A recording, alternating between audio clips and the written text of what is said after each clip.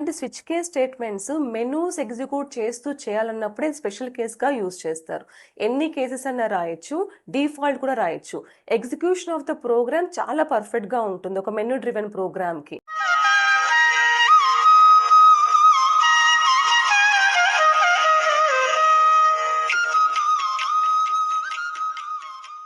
Good morning students, అందరూ ఎలా ఉన్నారు? సి లాంగ్వేజ్లో ప్రీవియస్ క్లాస్లో ఇఫ్ కండిషనల్ స్టేట్మెంట్స్ నేర్చుకున్నాం కదా. ఇప్పుడు second one switch case statement నేర్చుకుంటున్నాం.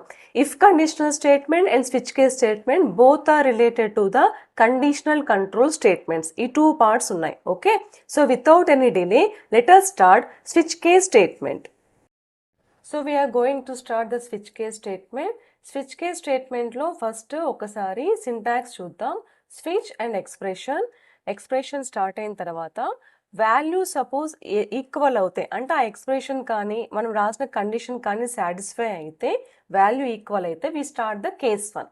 కేస్ 1లో స్టేట్మెంట్ అన్ని ఎగ్జిక్యూట్ చేయొచ్చు అండ్ కంపల్సరీ కేస్ 1ని బ్రేక్తో స్టాప్ చేయాలి. ఎవ్రీ కేస్ కూడా బ్రేక్తో స్టాప్ అవుతుంది. Next we can write value 2 for the case 2. సిమిలర్గా ఇలాగ ఎన్ని కేసెస్ అన్నా రాసుకుంటూ వెళ్ళొచ్చు, కానీ లాస్ట్లో కంపల్సరీగా ఈ పైన స్పెసిఫై చేసినవన్నీ సాటిస్ఫై అవ్వకపోతే డిఫాల్ట్గా ఒక స్టేట్మెంట్ ఎగ్జిక్యూట్ చేస్తాం అండ్ బ్రేక్.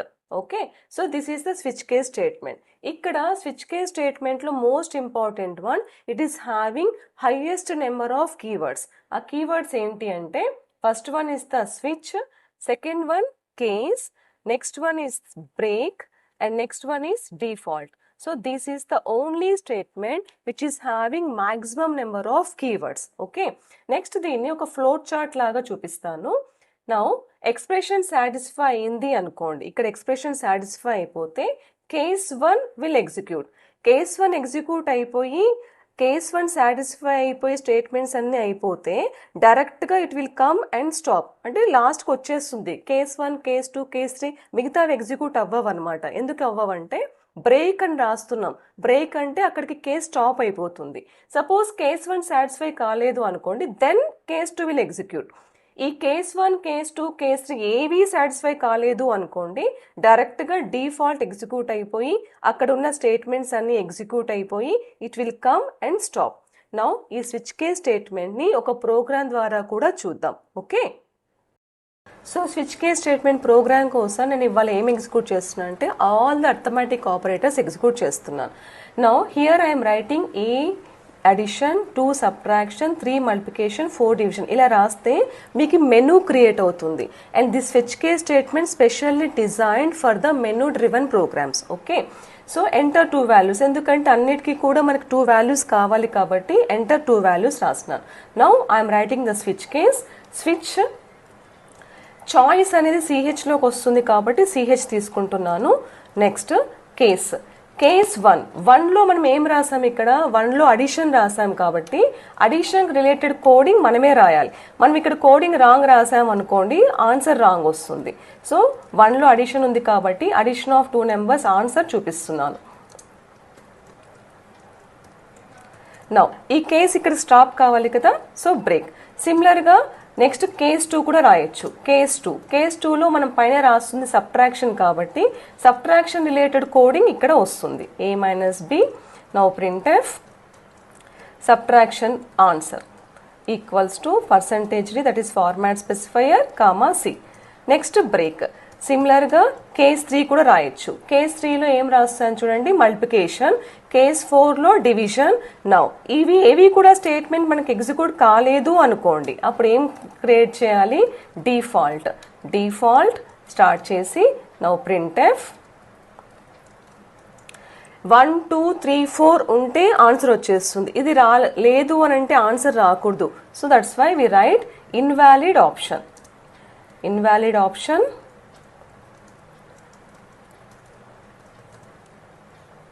నెక్స్ట్ ఇంకొక చిన్న మెసేజ్ లాగా కూడా పెడతాను, ఎంటర్ ఓన్లీ 1 to 4 వాల్యూస్, దాని రిలేటెడ్గా ఉంటుంది. దీన్ని బ్రేక్ చేద్దాం. ఎవ్రీథింగ్ షుడ్ బి బ్రేక్ చేయకపోతే మొత్తం కిందంతా కూడా ఎగ్జిక్యూట్ అయిపోయి వస్తుంది. కంపల్సరీ సింటాక్స్ పరంగా కూడా బ్రేక్ ఉంది కాబట్టి so no tension, compulsory we can use the break. Okay, నా క్లోజ్ చేశాను, get ch and close. Now let us execute the program. చూడండి, అడిషన్, సబ్ట్రాక్షన్, మల్టిప్లికేషన్, డివిజన్ ఇచ్చాను కదా, ఆ మెనూ వచ్చింది. నేను ఇప్పుడు 3 సెలెక్ట్ చేసుకుంటాను, that is multiplication. Enter 2 values అంటుందా, 2 వాల్యూస్ ఎంటర్ చేశాను. Then answer multiplication equals to 15 క్లియర్గా వచ్చింది. Now let us say, suppose ఇది డిఫాల్ట్గా ఎలా వస్తుందో ఒకసారి చూద్దాము. ఇక్కడ ఒకటి బ్రాకెట్ వచ్చేసింది కదా, దాన్ని డిలీట్ చేసేస్తాను సో దట్ మనకి ఆన్సర్ నీట్గా ఉంటుంది. Now again I'm compiling. లేనిది 1 2 3 4 కాకుండా ఎనీ నెంబర్ ఇవ్వండి.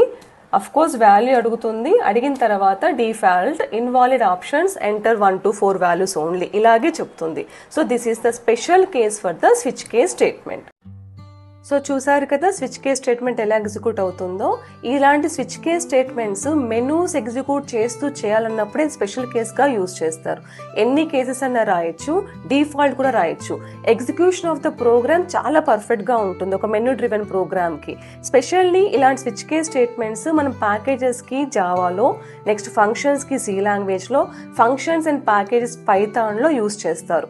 Without using switch case statement రాస్తే మీ ఎగ్జిక్యూషన్ పార్ట్ కానీ లేకపోతే మనం ఏదైతే ప్రొవైడ్ చేయాలనుకుంటున్నామో విజువలైజేషన్ పార్ట్ కానీ క్లియర్గా ఉండదు. So better we can use the switch case statement. I hope you learned something from this video. If you learned something from this video, please like, share and subscribe. Thank you.